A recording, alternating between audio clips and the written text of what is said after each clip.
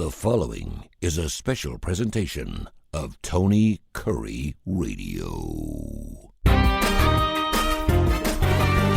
Love, lust, and lies, and life. Anything starts with an L, man, is what we get into right here on Spy for Rent, our show we do every single week with Kurre here from Spy for Rent, spy, the number 4rent.com or FOR 790-3051. This is a show about private investigators, and this has probably been one of our spicy shows. We worked with someone that you work with, obviously, Jeff Hammock, and we had him on our radio station about 5 or 6 years ago, and we continue to do stuff here on Tony Kurre Radio, and now, of course, you're part of his group, and I know that you're going to be bringing some lawyers starting next week, which should be very interesting. Let me ask you this right off the bat. Why lawyers? And how do you work with lawyers, and what can we expect on a show with a lawyer and a private investigator on the same time? I think a lot of people don't realize the relationship between the private investigator and a lawyer. I mean, we can do a lot for you, but a lot of the actionable stuff that you would need from the evidence that we provide, you'd need a lawyer. Gotcha. So I think that just helps people understand the relationship and how to optimally use us. Because to use us optimally, you need to do it through a lawyer. All right. Before we get a lawyer on next week, I had several more questions, and we also got some emails. info@tonykurreradio.net, info@tonykurreradio.net. Send those email questions if you have anything, and I was just going to shoot some questions at you. Is that cool? Yep. What is your success rate? And how do you determine whether your case is a success or not?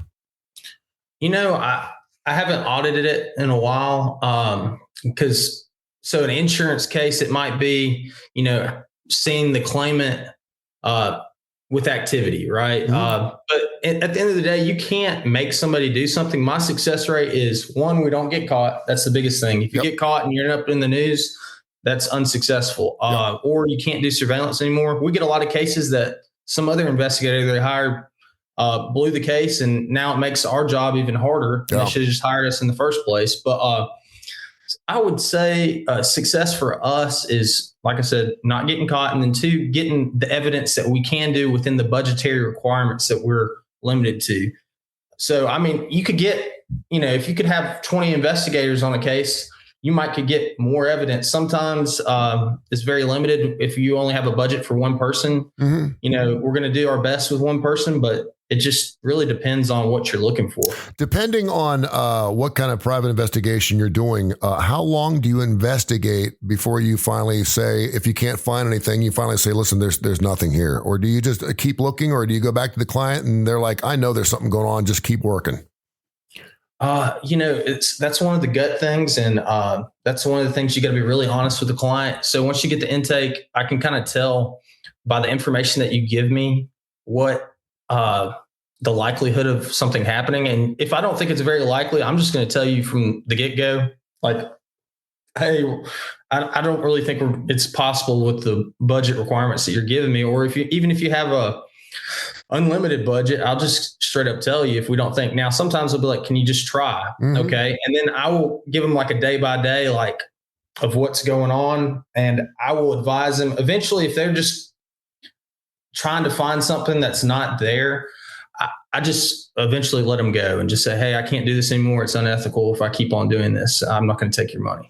Kurre's with Spy for Rent. The show's called Spy for Rent right here on Tony Kurre Radio, TKR. You can hear the show at least 5 days a week, wherever you get your favorite podcast available as well. And it's probably one of our hottest shows. We just started a couple of weeks ago, and people are just banging us up with all kinds of questions and emails as well. 790-3051, 790-3051. Mary in Birmingham wanted to know, have you ever been investigating a case, trying to find out something, and then it turned out to be something totally different? I know Jeff used to do the Love, Lust, and Life. He used to do those stories, and sometime he'd be investigating someone maybe that was cheating on something, and then it turned out to be the guy was a homosexual, or it was just something totally different than what they thought they were going to find out. Have you had that happen? Yeah, I mean, a lot of times, it could be, Christmas time. They're getting something special set up for somebody else. That's what they're doing in secret, right? Mm-hmm. And that's a mild case of it. I've had cases where they thought they were cheating and they were selling drugs. Wow. So, I mean, it's stuff like that. And then it's like, hey, do you really want me to, I can call the cops, but I can't do my, we're not the police. So Yeah. what do you want to do?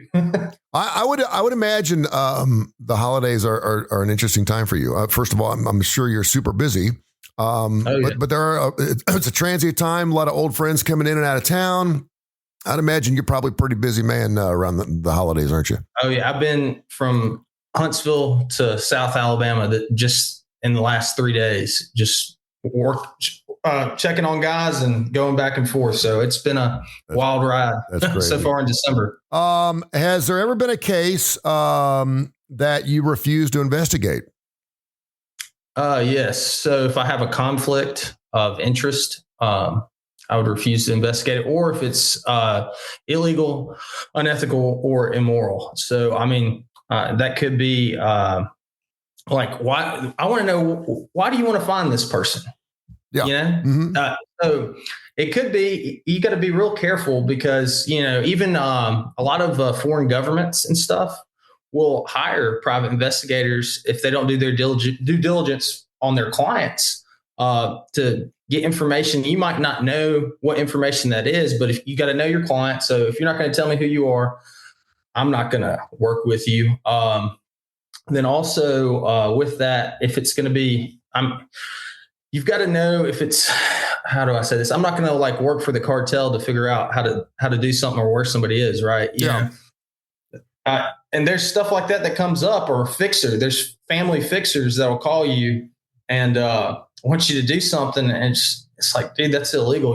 You're the fixer. Go do that. I don't want anything to do with it. Yeah. And I know one of the most important things, and you just brought this up, is not to get caught. But I mean, let's be real. I mean, you're sitting in cars across parking lots, I'm assuming, doing surveillance or something, maybe for hours. I know Jeff spent days doing surveillance, and he's really good at it, and you are too. But have you ever been in a situation? First of all, what happens when you get caught, or someone says something's just not right? Do they confront you? So I've never been caught by the person that I've been surveilling. Okay. So that's good. That's the main thing. So and like I said, because that's rule one, you're not going to get caught by them. Now, I've never been caught per se, but I've been asked what I was doing. So then you have a pretext. So like one time I was sitting in a predominantly black neighborhood, and I'm a white guy. So, I tried my best to blend in. Yeah. And this dude goes, dude, you got a problem? And it was the only place I could sit on this intersection. He didn't know what I was doing. He might have thought I was the police, but I said, dude, some MFer stole my car and the dang police won't help me out with it. And he said, what kind of car you got? And I said, Lexus RX 350. I was like, white in color. He's like, dude, I've seen one in this neighborhood. Let me go. He's like, my partner said somebody's got one down the street over here. So I went over there, checked it. I said, the VIN's wrong, man. He was like, well, you can sit out here all day. Screw the police. You can work both sides. So it's not really getting caught per se, right? It's just you've got to be able to think on your feet. If you can't think on your feet, but in order to do that, and what I tell my investigators, for every situation you're going to be in, you've got to have an explanation for why you're there. Yeah. So that could be a fake company. You're doing something. That could be, dude, I'm just sitting here on my phone. My wife and I got into it. I don't want any domestic violence situation. I just needed to cool off. So that's why I'm sitting here in this cul-de-sac. I'm, sorry. There you go. Tim in Vestavia Hills said, if you ever decided that something's going on in your life, maybe you think your wife is cheating on you, did you do the surveillance yourself, or would you hire someone else to do it because it's too close to you? Really, I would have a friend do it. I don't think just like I tell my clients, there's too much emotion involved with that. And if you're thinking with emotion instead of logical reasoning, then you're going to make mistakes. One, they know if it's my significant other, they know who I am. Yeah, no doubt. They know all my vehicles. I mean, they might not know all my vehicles depending on how far this relationship's gone, but no, it's not smart. It's too easy to get caught. And if you get caught, the stakes are too high. If I was married and that's why you hire the best, because the stakes are high, whatever reason it is, it could be a loss of relationship. What if your suspicions were wrong? Okay. We find that and to me, and then I get caught and then we get a divorce or whatever, or we get into, it's just not worth that. And I want to keep a clear head on stuff. I've got enough friends in the industry. If I needed something done, I just give them a call. There you go. Kurre is with us, Spy for Rent. We're not using his last name. We did on the first show, but we want to do the best we can to keep his surveillance and, of course, his character incognito as much as we possibly can. 790-3051, 790-3051. Go to their website. It's fantastic, by the way. And I knew you did surveillance and bug sweeps and all these different things, and you helped me out. I've always said that I will not endorse or talk about any product or any client on my radio station unless I've used them. That goes for cars, whatever. And so I hired Jeff back when I was going through somewhat of a messy divorce, and it really was instrumental. I think a lot of people, they don't ever think they're going to need a private investigator. Most people are like, why would I need a PI? I mean, why would I need this? And then until you need one. And then you realize, boy, if I just had a little extra here, or I had something in my back pocket that I could use, to perhaps get this person to see my side of the story, it would be very beneficial. And in most cases, when you're talking about, at least in my case, a divorce, something usually is going on. So, question here from Tony, and it's not me, from Hueytown, wanted to know, have you ever started an investigation on your own? This is really interesting. I was watching this show called Tracker the other night. You ever watch Tracker? It's actually pretty good. It's the first time I saw it. It's on CBS. It's about some dude that finds people. And he's a private investigator. And in this particular case, he was actually investigating someone who did not want to be found. They set up their own death in a car crash, and then they were seen. But anyway, but have you ever had a situation where you're like, I think I can make a difference here? I've seen that on Dateline several times where some private investigators are like, they just, for some reason, they get involved in a case and they're like, they just take it on their own, or maybe for a reward. You don't seem to be the kind of guy that would go after chasing a reward type of situation, but I'm sure that happens on occasion. But have you ever just been really enticed into something where you thought you could make a difference? I've done stuff for free before. That's came across my desk, and they just didn't have the financial means to do it. Yeah. So, and it was, stuff like child custody or something along those lines. I wouldn't do a free case for a cheating spouse. Maybe if it was my best friend and he just didn't have the money, I might. But like, if it's a child custody case and I had the time and I really think it's something that needs to be done, I would do it. I have a lot of buddies in the industry that they start nonprofit organizations like human trafficking stuff, and they'll do it. I'll help out. That's, they're at that point where they're able to do that, and I'll help out any way I can. But starting something on my own, I haven't done per se. It came across my desk first, which I guess you'd always have to have something come across. You'd have to be looking in the newspaper, or I guess the internet now. Really, hardly anybody reads newspapers anymore.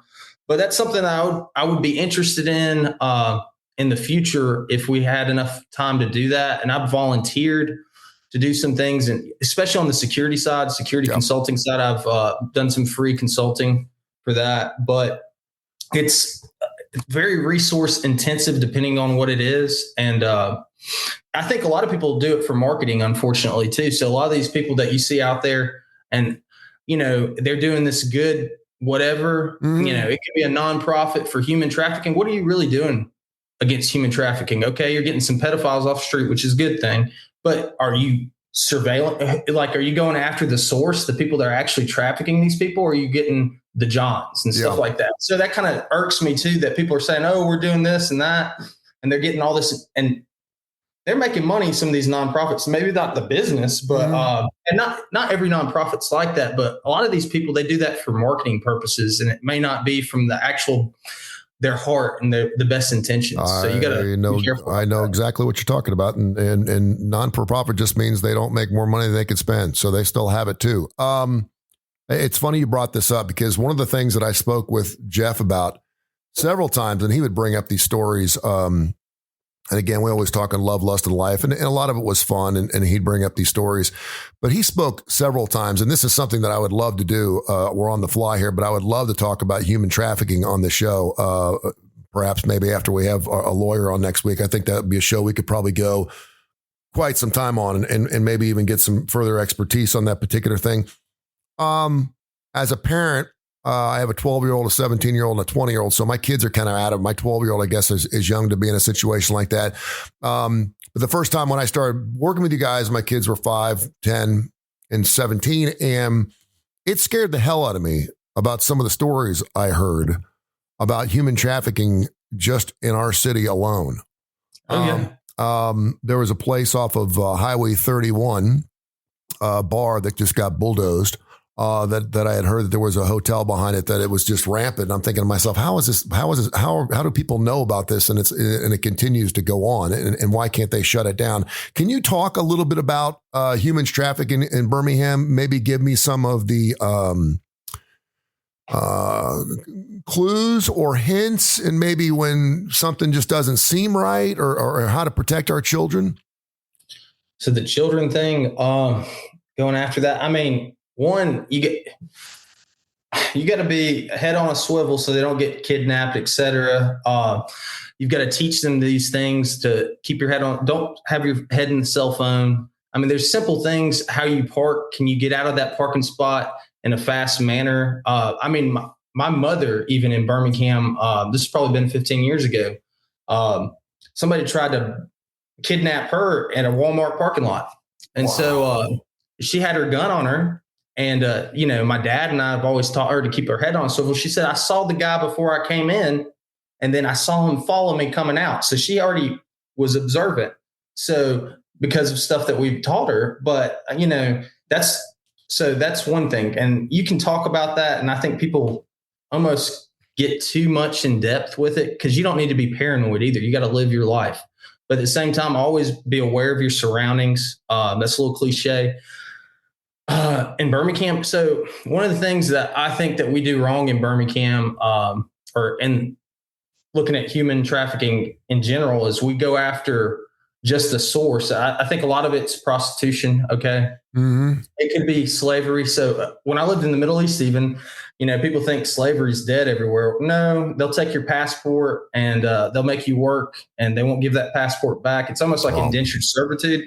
But specifically, what I think the resources, and it's very resource intensive, that you'd have to do is, okay, who's dropping these people off? Okay, at these random hotels. Okay, who's watching them? How are they watching them? Are you just, instead of just getting these dudes coming in, where's the money going? Who's registered the plates? Is it a business? Okay, is it what other businesses are associated with that business? Who's registered agent of that business? And just keep on going like we would for an asset search or anything like that. But that, like I said, very resource intensive. A lot of people we do a lot of things that are human trafficking, anti-human trafficking, that really are just make headlines. I really think so.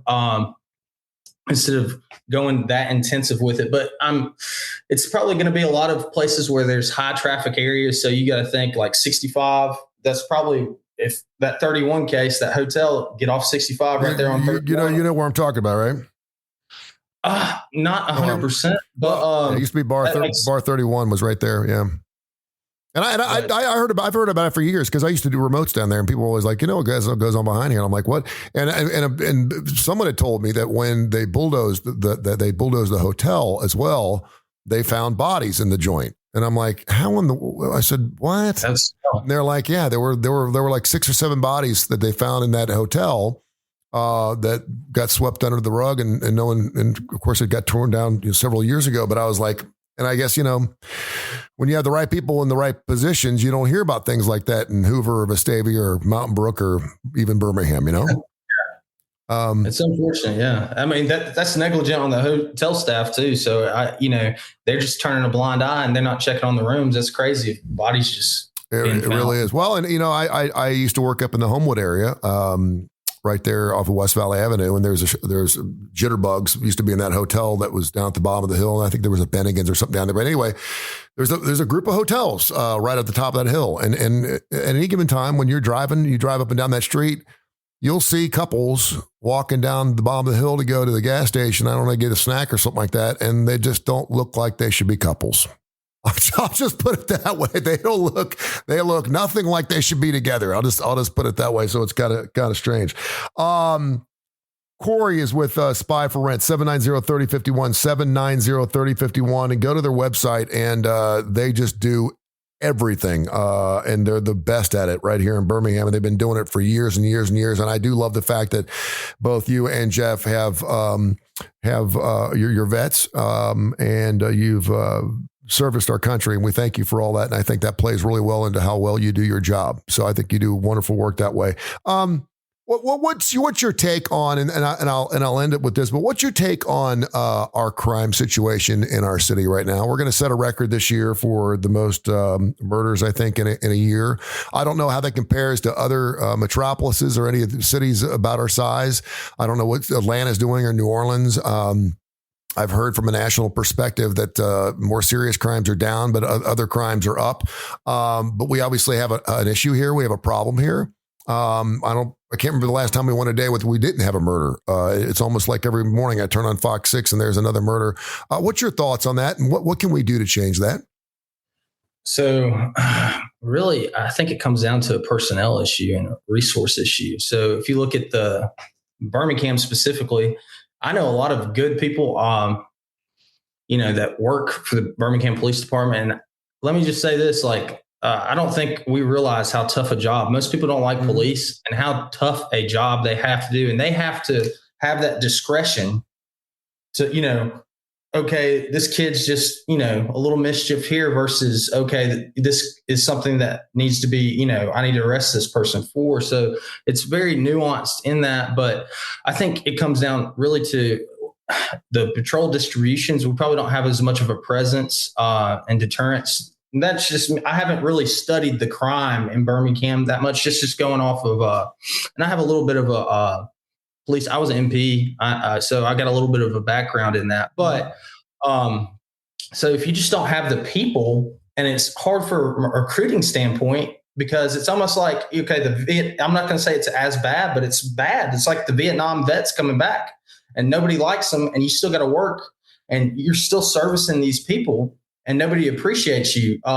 One thing, too, is pay. Just think about that. I mean, all the skills that a real police officer would, like a really good police officer, most of the things he has to do on his own. Marksmanship training. Yeah. Okay.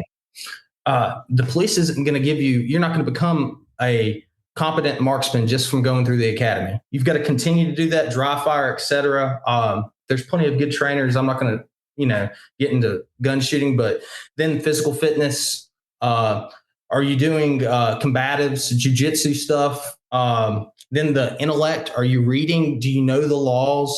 Do you know what your left and right limits are for what you can do? And then it goes to prosecution too. So that would be another thing that I'd have to look at. What are we prosecuting? And like I said, I don't know. I haven't studied that to criticize anybody, but I just think that the city of Birmingham is really taxed on people. So I think they're doing the best that they can, but if you don't have the personnel, it's very difficult to get what you need done. And if the crime's going up and the police force is going down, that is probably a good indicator of a problem. No, and I mean, I make my kids, whenever they see someone in uniform, whether it's a firefighter, a police officer, or first responder, I always make them thank them for their service, because it takes a special person to want to be in the armed forces, or a police officer, or a firefighter, really, or a teacher, anything that is a public servant, and they definitely don't make as much as they're worth. And it's unfortunate, because a lot of times it seems like they're doing their job, like maybe serving a warrant or something like that. And next thing you know, it turns into World War III. The only thing I'll say is this, and I think we know there's problem spots. We know the thing that happened down at South Side. We know the thing at the Shell station down on 3rd Avenue North. And I watch news. It does seem like, outside the occasional shooting in Hoover, which is rare. I feel totally comfortable going. I take my son to the mall every single week. We love going to the mall. The gallery is still one of my favorite places to go. But outside those situations, which are normally pretty rare, you don't see shootings in Mountain Brook. You don't. You just don't see it. And they pay their police the best too. Yep. And they have a good police force. So they sure do. Yeah. Absolutely. And I had a friend of mine who was a sheriff in Shelby County and just got his 25 years in last year. And he was 45 years of age. He started when he was 21 and he promised his wife, I'm getting out. So he's 45 and he's retired. Now he wants to go work. He's doing something else. I think he's working at a flower shop or something. But his wife's like, you're getting the hell off the road, man. I don't want you out there. You know, you're 25 years in. You did a nice job and you need to get the hell out of there. So I could certainly understand that. But there's definitely something going on, and it's unfortunate because, I love this city, and I think it's a great city. And certainly as times have changed, I remember where that shooting was down in Southside. Man, we used to park the car, and you'd walk around all night. I mean, you didn't. I mean, well, Ocean, my favorite restaurant in Birmingham, Ocean. Mm-hmm. I guarantee you they have a long-term lease. I don't know if they own it or what. Chez Fun, all those restaurants, just think of how bad they were hurting after that shooting. So, oh yeah. I mean, yes, I feel for the people, the tragedy of the people getting killed and injured, but also all those businesses. And that's it's going to hurt the city if something doesn't happen. But like I said, I think they're doing what they can. I think the biggest thing is lack of personnel. Yeah, it's unfortunate, man. But yeah, this whole defund the police and all this garbage that was going down a few years ago is just ridiculous. And I totally agree with the fact that the more we need. Yeah, there's something to be said about that too, because I think what the police department tries to do, and maybe you do to an extent because you have to work undercover. But I do think it's important that there is a relationship there. I mean, I think there are too many children that don't respect law and authority anymore. I mean, it used to be, if we get near a cop, we get the hell out of there. I didn't want to be anywhere near blue lights. Now people are instigating things and picking fights and trying to do things. And, I respected authority. Yeah. Yeah. I mean, I've always respected that. I don't want to have any issues. I don't want to be, I'm just like, I don't want to have any problems at all. All right. So it's the holiday season. I know you're going to be super busy. Next week, we're going to have our first guest on. Can you share with us a little bit what direction you're going to be taking the show next week? Because I'm super excited about this. So Matt Butts, and a local attorney, is going to be on with us. He does domestic law mostly, so family law. So any kind of juicy divorce questions y'all want, I'm sure he's got answers for you. And hopefully navigate that investigator attorney relationship and how the client and attorney interact with the investigator, I guess you'd say, and what's optimal for that. So any kind of juicy divorce stuff, cheating stuff, I'm sure Matt's got all of it. And he used to have a podcast. So really, all right, good. It had like 10,000 subscribers or something. So it wasn't shabby.